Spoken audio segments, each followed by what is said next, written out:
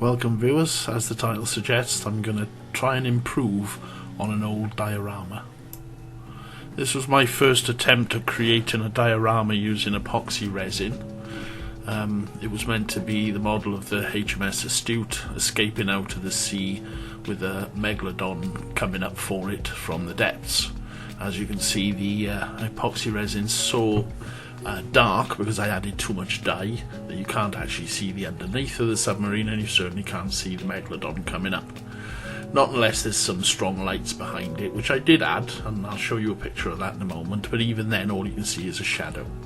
So what I'm going to try and do is take the front side of this diorama, sand it, add some extra resin, see if I can increase the opacity on it or decrease the opacity, whichever it is.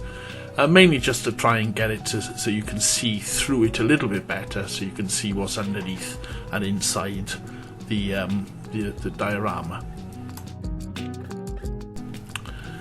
Right, first the sanding. As you can see, I used 4 sheets of paper, varying grid levels: 280, 800, 1500 and 2500. When I first started, I didn't realise I just used, I think it was 800 grit. So it never really got that smooth, and I really hadn't done that much research into it. I simply plundered away, made a wooden box, poured this resin in and hoped it would turn out okay. Well, it doesn't. So here I go with lots of paper, lots of sanding. These images and whatever you're seeing are all greatly reduced to the amount of time I actually spent on it. If you plan on doing something of this nature, and you end up doing lots of sanding, just be aware that without power tools the sanding is going to take a long time.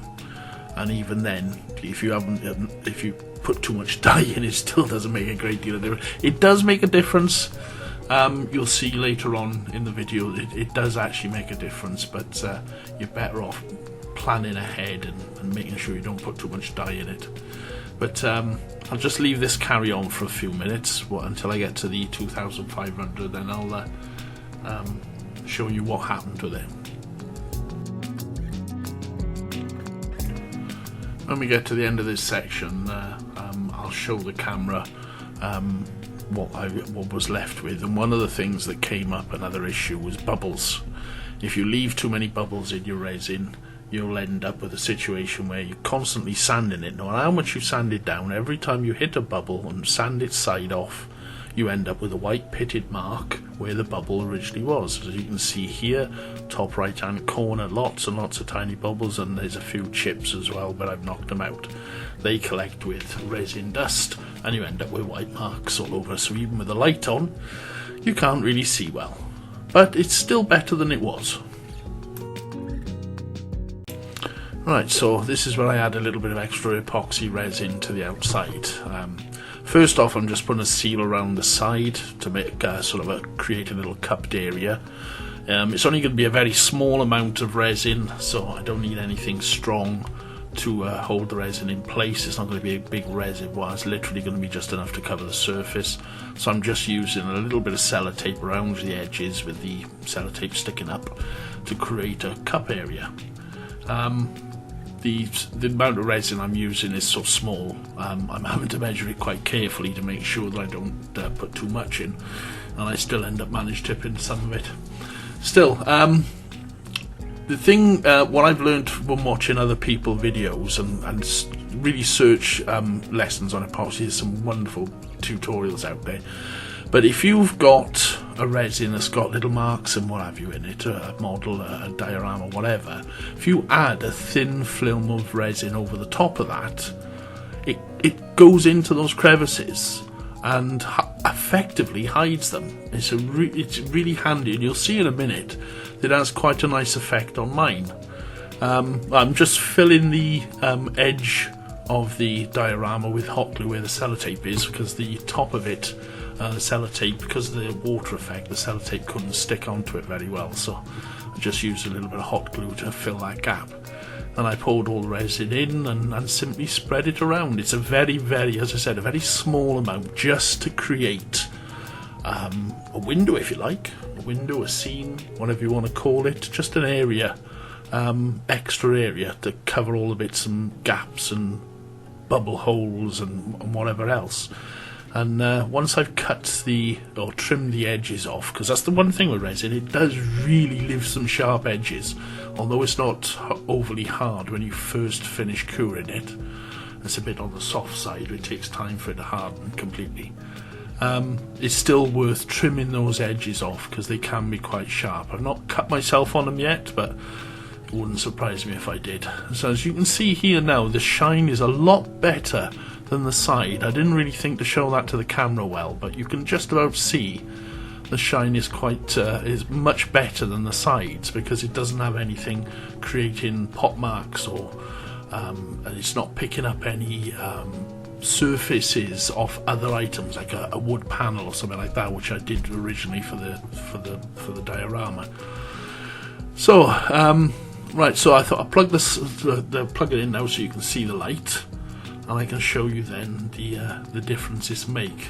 Towards the end of this I've got a closer video on photographs for you to see better, but from what I'm looking at there, it does look improved. Not better, but improved. It did make quite a difference, and I was quite pleased. So you can see there all those little bubbles in the top right hand corner virtually gone. The marks in the bottom left hand corner are a bit further gone, and you can clearly see the outlines of what's inside with the lights at the back, and you can see them a lot better than you used to be able to see them.